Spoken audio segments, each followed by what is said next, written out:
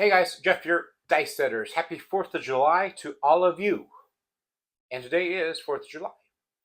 Um, I want to say I had a contest 2 videos ago, and the winner is Tim's Ted Man. So, Tim's Ted Man, give me your address and I'll ship you out something. My email address is dicesetters@gmail.com. I want to talk to you about RTP or ROI. In my mind's eye, they are exactly the same. One is used for slot machines. The other, as far as I know, is used for craps and only craps. RTP, return to player. If you want to win big on a slot machine, you better sit there and do your homework first to see who has the best RTP, return to player. From what I'm seeing, the strip is not it.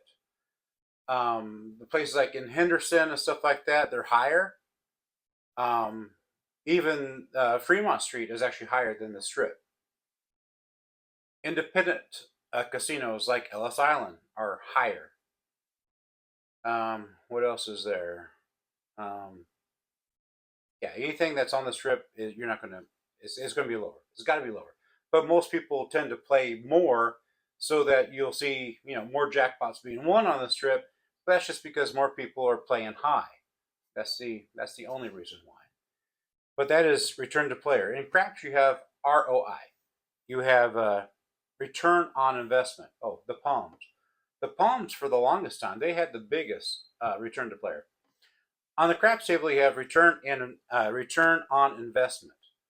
Basically, if you have money out there, it better be bringing you in money. And if it's not, then you shouldn't have it out there.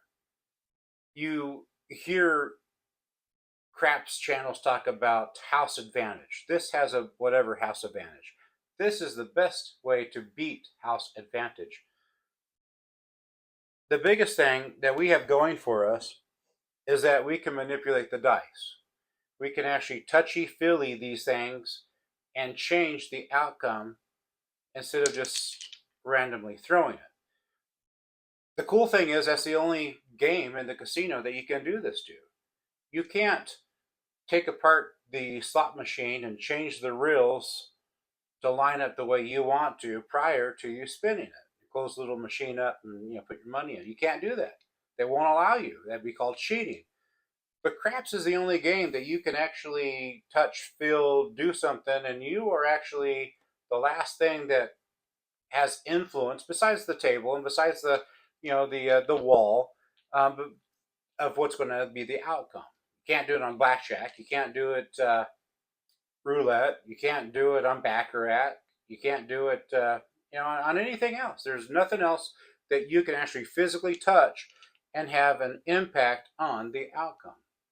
So house advantage is not true. It truly isn't, because you can't take into consideration a random roller versus a person that dice sets. You would bet on somebody different. At least I hope you would. I hope that you would bet on someone different that random rolls versus somebody that seems to be able to dice set, seems to be able to hit the same numbers again and again. You would want to treat them differently. You would want to sit there and put more money behind them. You wouldn't sit there and want to sit there and not put the don't on a person that dice sets, because you sit there and you've watched them make six 4 times in a row, and you're like, well, perhaps they have something. Put your money where your investment's going to be. If you put money on the six on your roll and you never collect on the six, and it goes around the table to you again, and this happens again, I would suggest not putting your money on the six, especially if the way you throw and the way that you dice it remains the same. Because we're talking about every little thing that we do, we want some kind of return on our investment. And those things that might potentially return on investment, we're going to put low amounts on that. And the things that we know for sure are going to be high on the return of our investment, we want to up those. Sometimes we just put money there just because this is what we do. We put money on the 8 and the 6 and call it good. But are you hitting the 8 and the 6? If you're not hitting the 8 and 6, put your money somewhere else. Return on investment. House Edge is crap.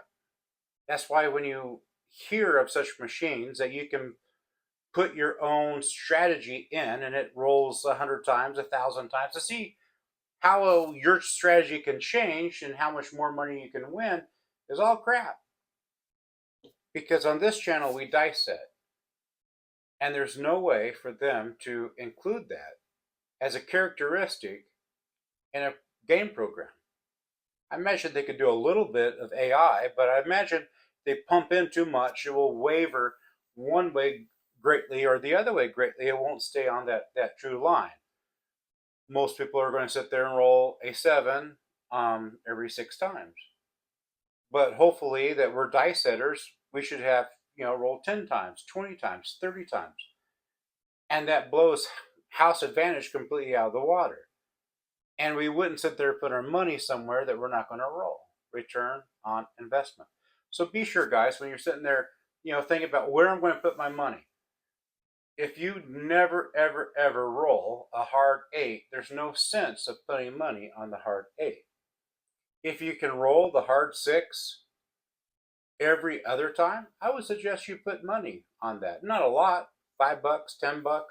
If you can hit the hard 6 every other time, wow. But at the same time, you might have a dry spell, so you might want to go down on that. But if you're like, man, I can hit that every time. Well, what's the table minimum? Put that on there. Return on investment. You can't do that to a slot machine. You have return to player, but not return on investment. Investment means each little spot that you have money should win money for you. Now, there can be an insurance thing like pass line and the C, the crap check.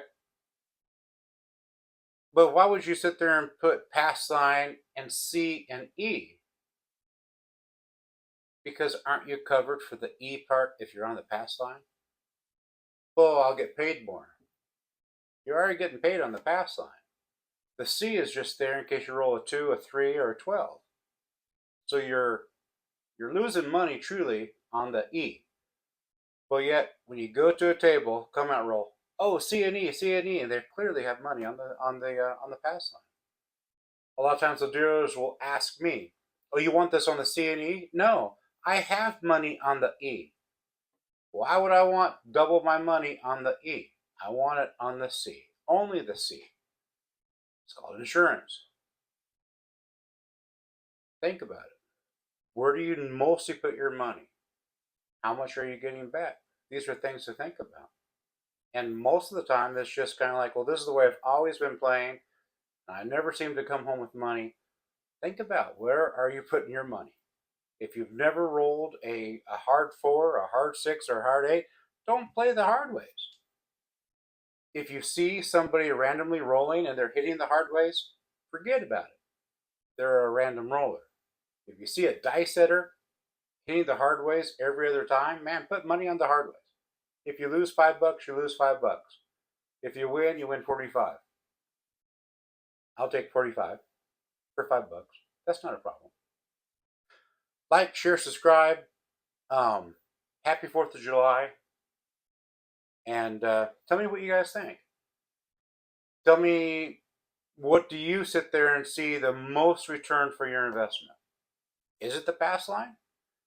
Is it the 6 and the 8? What is your biggest return on investment? What is one bet that you just couldn't handle it if you could not place money there? Let me know. And maybe that might give me some ideas of somehow I'm missing out. Because I don't want to miss out on money. But we want to sit there and make sure that we win at the craps table. We leave with more money than we came. Even if it's little bit by little bit, this is you learning, this is education. But there's nothing worse than leaving it broke. And that's not what we want to do. Thanks, guys. Happy 4th of July. Got 500 here that we're working with.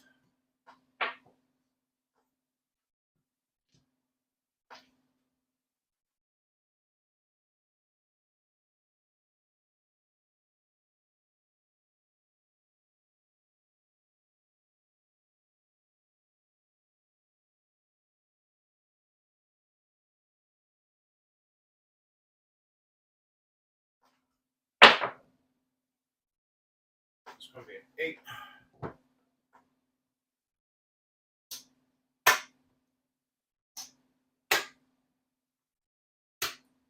Working on 3 units here.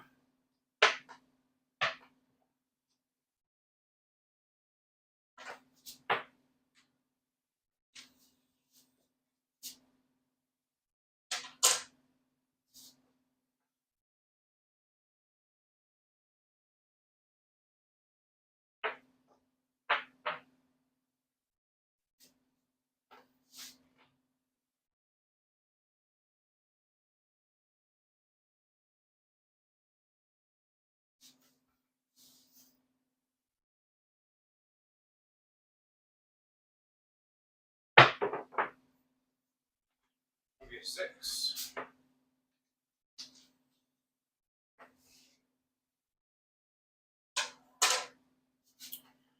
We lose our field. Paid for the 6.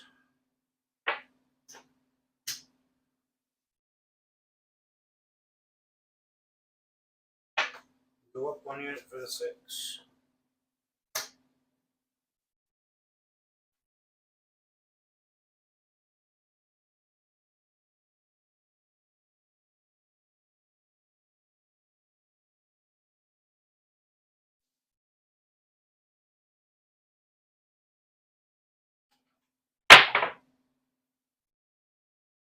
Six.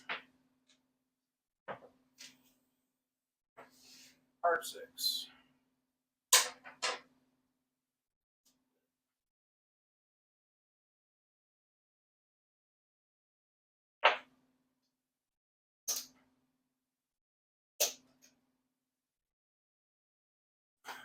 $45 for the hard way.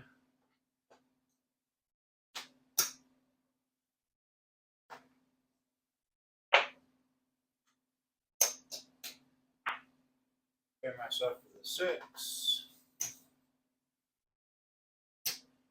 We do lose the field.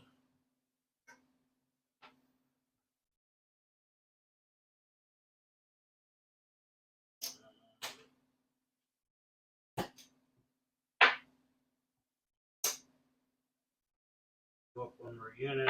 The beggar field.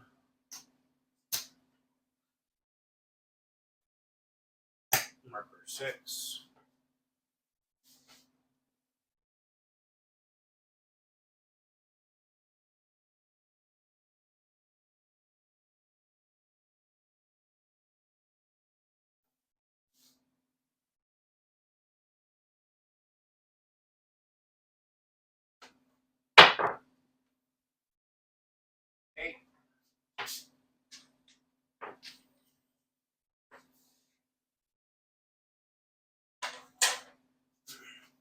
We lost our hard 8. This is off during the come out. We lost our field.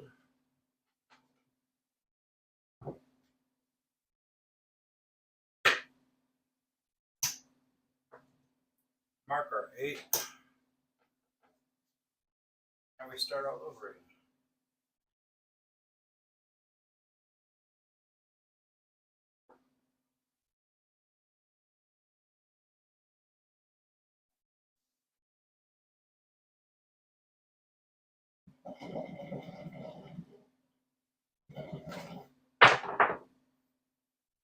It's going to be a 9.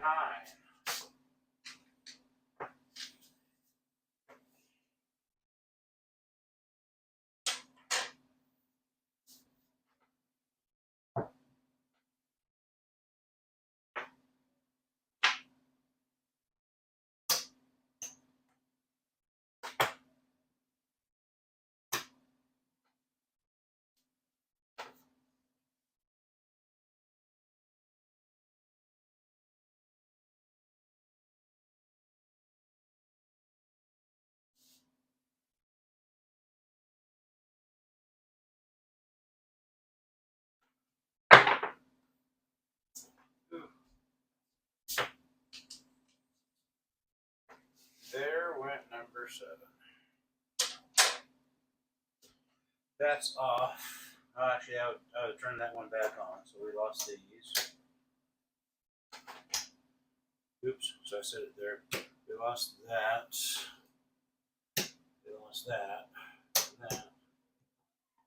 And that.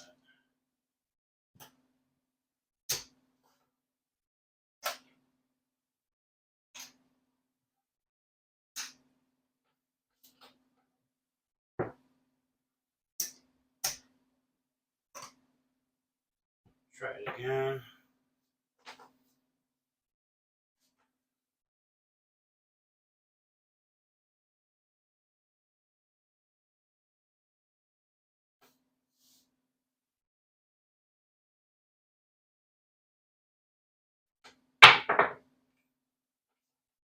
It's going to be an 8.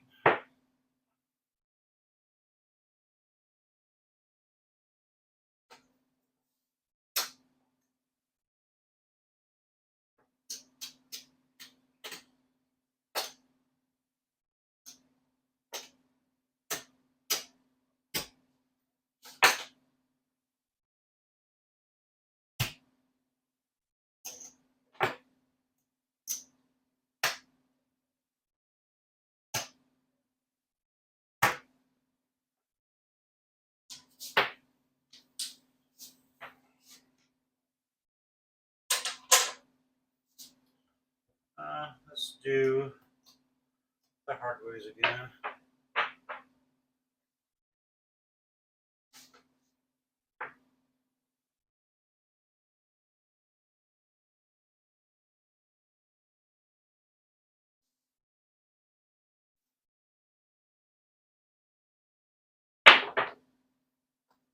Six.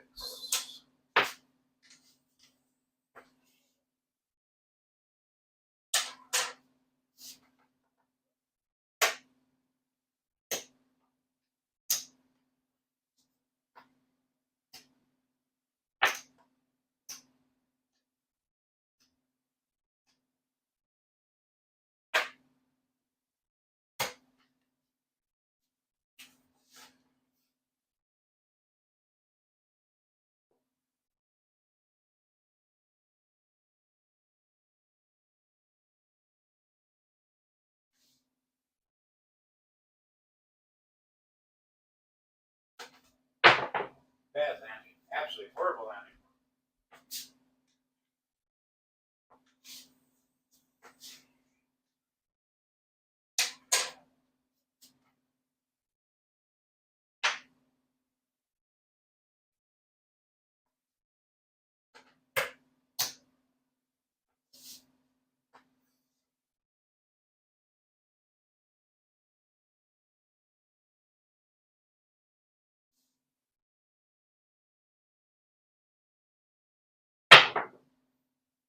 Four.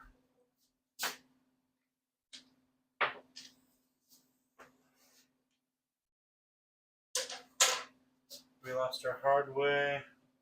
We're going to leave it down.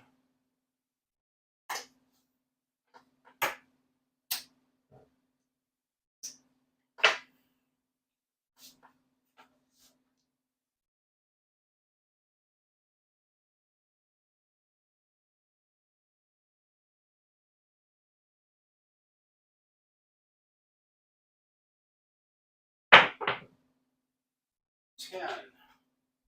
Landing did not stick, but all is good.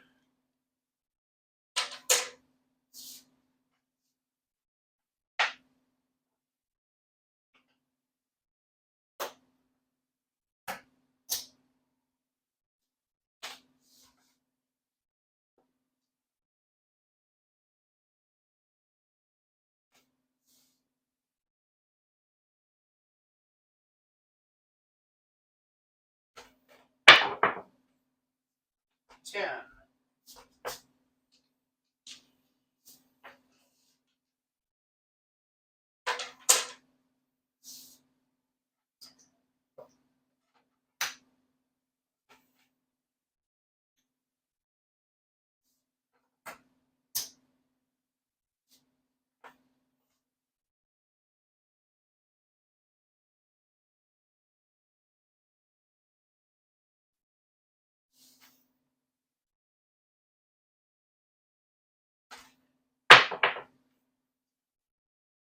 2.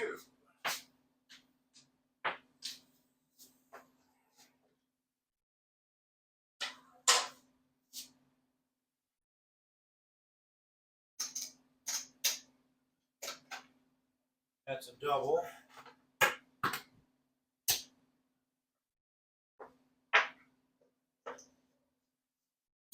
I need a 5 for my small.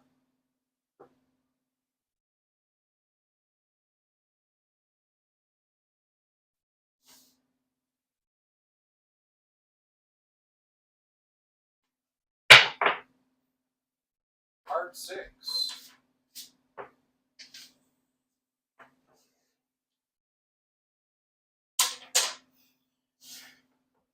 We lose the field.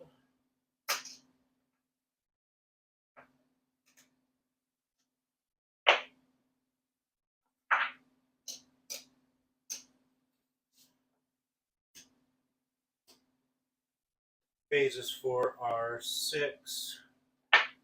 We're going to go up 1.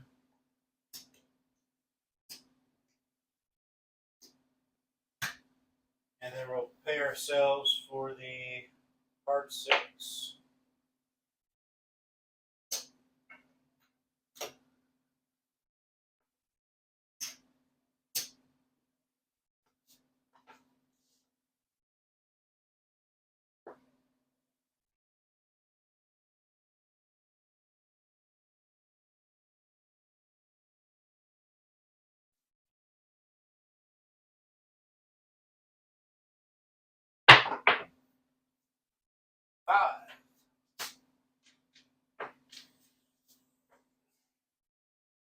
That was our small. Loser filled.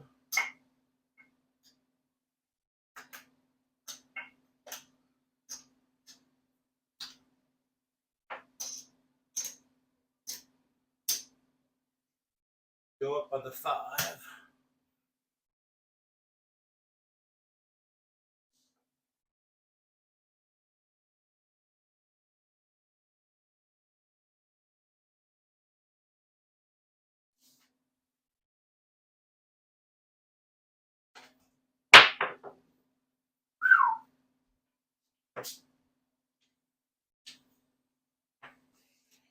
That was close. That was crazy close. I saw that thing fly around and I was like, that's the end of that.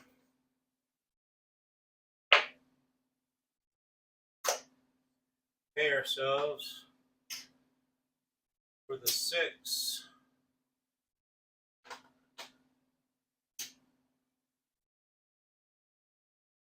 Add 1 more unit.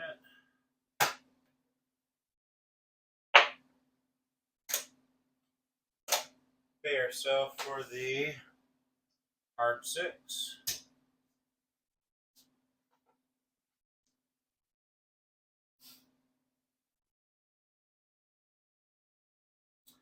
This is the way I grab the dice. We pull that 6 down right there. Pull this guy down here and rotate it once. And that's how I threw it.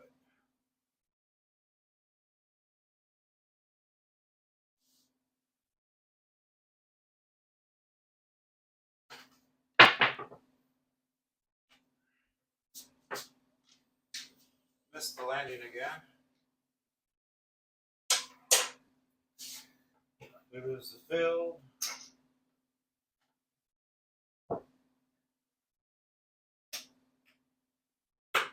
Pay for our pass. Take down our hard way. That's going to be off. That's going to be 2 hits for number 8. Nothing on the field. That is off.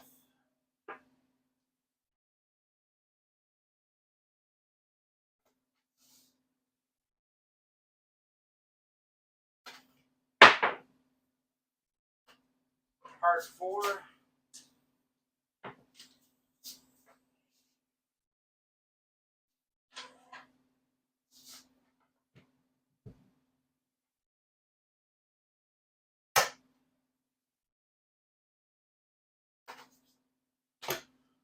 Put our 8 back up. Since I did roll the hard 4,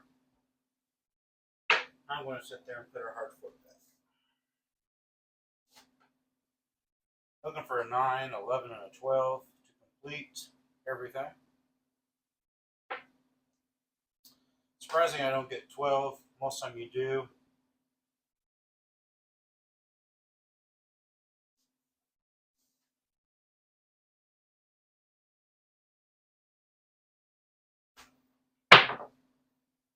And there goes 12.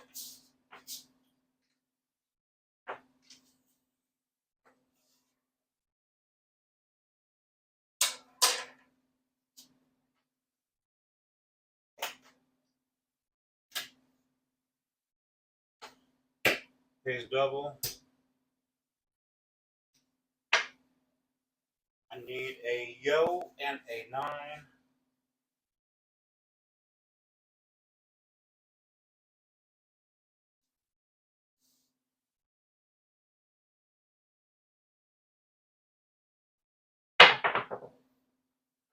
And there goes 7.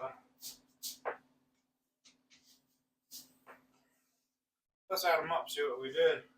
1, 2, 3, 4, 5, 6, 7, 8, 9, 10.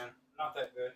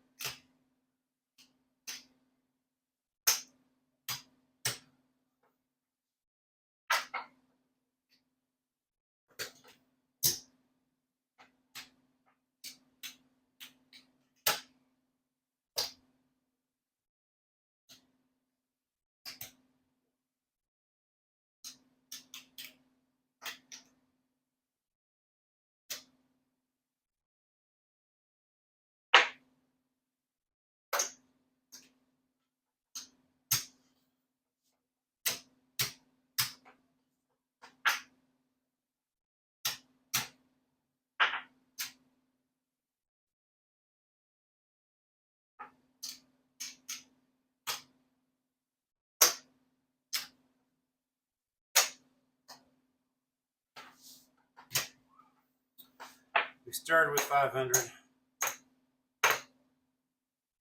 There goes our 500.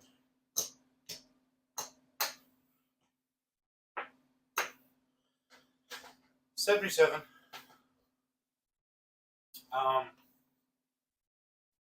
Once you can find out that you can hit hard ways, and not all the hard ways. I never hit a hard 8. I did hit hard 4. I did hit the hard 6. And I should have taken that one down. I hit 10s and I never took that one down. I never hit the hard 10. So 2s and 6s I'm good with the dice set I was using. So why not go ahead and play it? It's $5. It's not going to kill you. It's going to be a nice little bonus if you get it. My dice set this time, cross 6s, you turn it down once. Simple as that. And that means that you're going to always have a different pattern. But it should enable you to try to get the all tall small. That's the whole thing. You can leave it up on top, but I find by leaving it up on top and picking it up and throwing it, your chances of hitting a 7 are greater. So cross 6s, turn it down one, 2 fingers, and I try to get it as tight as possible. Middle finger kind of pushes it along, so you kind of push it along until you get it nice and tight. Or you can use your 4th finger. Just keep on pushing it down the table until it gets as tight as you want it to. Just like that. Thanks for watching. Like, share, subscribe.